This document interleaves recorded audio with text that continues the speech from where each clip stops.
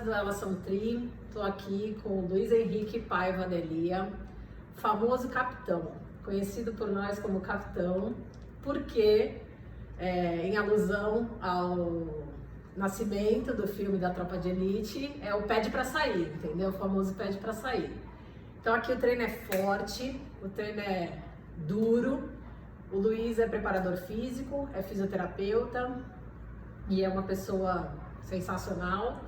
Autor das célebres frases, eu acho é pouco, eu acho é pouco, a sua reclamação está sendo anotada, a sua opinião é muito importante para nós e coisas do tipo. O pessoal que treina com ele já está bem familiarizado com o tipo de resposta que a gente tem quando a gente faz um mimimi básico.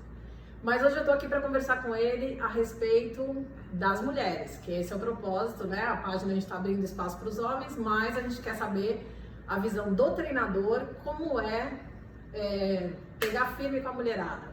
Conta pra gente, Luiz. Tudo bem, galera? Então, eu trabalho tanto com a parte de reabilitação física quanto com a parte de treinamento físico, né? A parte de preparação física, lapidação de movimento, a parte biomecânica da coisa. A galera que vem pra mim é uma galera que sempre tem alguma alteração. Predominantemente nas mulheres, o que a gente mais encontra são as lesões de lombar, as lesões de quadril e as lesões de joelho. Já tenho todas. Algumas lesões, alguns estudos apontam aí que é bem característico de mulher, né? As condropatias, algumas questões de lombalgia, principalmente pós-gestação, onde o parto foi um parto cesariano. Então existe uma alteração biomecânica que acaba tendo uma compensação e normalmente é lombar ou é joelho que acomete. Então grande parte começa o treinamento pensando nesse critério de reabilitação. No decorrer do treinamento, eu vou mudando as características do treino, de um processo reabilitativo para um processo de treinamento físico. E no processo de treinamento físico, o que acontece é que em alguns momentos eu preciso manter uma estrutura lá específica de exercício, pensando ainda na lesão antiga, mas mantendo o treinamento. E em alguns casos eu posso retirar aquele padrão de exercício pensando na lesão, que aquilo já foi estabilizado e continua no treinamento. Se preciso for, a gente entra num processo de treinamento voltado ao esporte. Aí se tem alguma dificuldade, a gente consegue fazer um trabalho biomecânico de lapidação de movimento para conseguir melhorar o desempenho no esporte. De uma forma geral, a gente acaba trabalhando muito essa questão de vetorização de movimento, alinhamento de carga, cadeias musculares. E normalmente isso é muito mais utilizado dentro do meio esportivo. Quando a gente fala em treino, a principal diferença que eu percebo das mulheres dos homens é a capacidade de entender a forma como se faz força, né? Eu tenho para mim que é algo até um pouco mais inconsciente da mulher o fato de não conseguir fazer força, né? Até por uma questão de desenvolvimento, de criar lá atrás, quando ainda criança, né? As atividades e brincadeiras dos meninos é sempre competitiva, né? É sempre medindo força. E nas meninas é muito mais cooperativa, é sempre uma brincando com o outro, né? E eu acho que isso se transfere para a vida adulta. Então, a mulher, ela se dá muito mais... ela consegue se desenvolver muito melhor em atividades onde ela tem a capacidade de conseguir não fazer muita força, mas tem muita resistência, e normalmente em atividades um pouco mais coletivas, né? Ou que o treinamento consegue ser mais coletivo, e os homens acabam tendo um desenvolvimento muito maior nos exercícios de atividades de força, né? Não que não exista atleta, exato. Mas assim, o que eu vejo de um público geral, não estou falando só de atleta, mas estou falando de um público geral. Então eu acho que vem um pouco mais lá de trás, né? Então até conseguir trabalhar esse critério de força, aprender a fazer força, né? A limitação inconsciente, né? Olha o peso antes, aí se julga incapaz de levantar o peso, né? Não, isso é muito comum. Só de olhar e falar, nossa, tem muito peso aí. Então não vou conseguir levantar. Já cria um bloqueio, né? E aí, quando tu pega o cara para treinar, o cara olha aquilo e fala, pô, vamos colocar mais peso aí, vamos tentar mais, né? Então acho que tem essa questão psicológica no meio. Mas assim, quando a gente pega, por exemplo, um período de recuperação, ficou gripado, e aí um resfriado, está num processo de recuperação, né? Dá para perceber que a mulherada ela se recupera muito mais rápido, né? Então ela se recupera mais rápido, ou ela tem uma capacidade de lidar com aquilo muito melhor, né? Então ela volta muito mais rápido. Ela para 1, 2 dias ali e já volta. O cara fica uma semana, né? O cara com febre é uma mulher com parto, né? Aquela separação.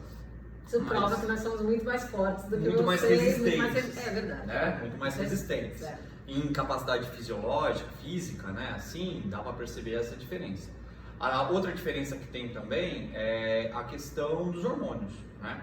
Então, normalmente os treinos, eu consigo identificar mais ou menos quando é o período hormonal, e aí eu consigo, através dessa identificação, por capacidade física, de força e tal, perceber quando está entrando e quando está saindo do período hormonal. Então, você já passou por isso, sem saber. Eu coloco treinos de maior intensidade ou de menor intensidade, conforme você vai melhorando o seu desempenho durante um mês, e eu percebo quando você vai tendo uma queda de desempenho. Então eu faço uma inversão, no período que você está treinando força, né, uma capacidade mais de força, e aí o momento que você vai estar treinando uma capacidade um pouco mais de resistência, né, um pouco menos de força, uma força submáxima, um pouco mais de condicionamento, respeitando a curva hormonal que toda mulher tem.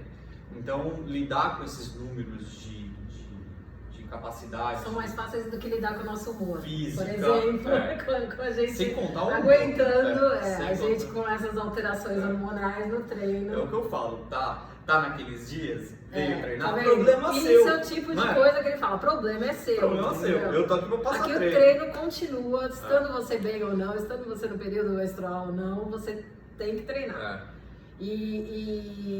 Mas assim, no geral, a mulherada se dá muito bem, né?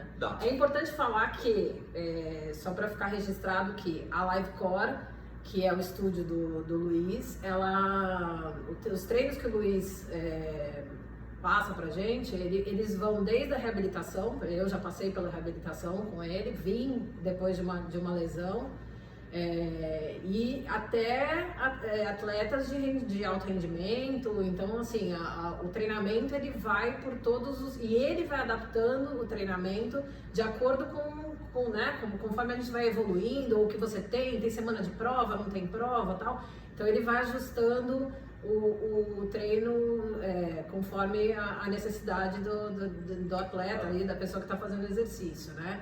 Tem 3 tipos de treino, segundo ele. Tem o mamão tem o café com leite, tem o mamão com açúcar e tem o terceiro, qual é? Ferro na bureca. Ferro na bureca. Então não tem moleza aqui, pessoal. Mas profissional excelente, e a gente aqui, elas são tri, assinam embaixo do capitão. Mais alguma coisa para falar da mulherada? Não, acho que são sempre treinar. Muito bem-vindas, né? Sim. Uma coisa interessante é que a mulherada tem uma assiduidade muito maior do que os homens no treino, tá? Então a mulherada falta menos, não desiste ou não falta por qualquer motivo, e tem uma pegada de treino muito mais acelerada. Precisa voltar, volta, precisa parar, então não dá pra perceber que a mulherada porque elas são tri, entendeu? Porque elas são tri. Então, gente, fica de olho. Eu já tô convencendo aqui o capitão a gente fazer uma série bem legal de vários exercícios, várias coisas bacanas pra trazer pra você. Vamos pegar o capitão pra ajudar a trazer conteúdo pra gente, tá bom? Várias dicas aí vão vir. Um beijão, Livecore, elas são tri. Valeu.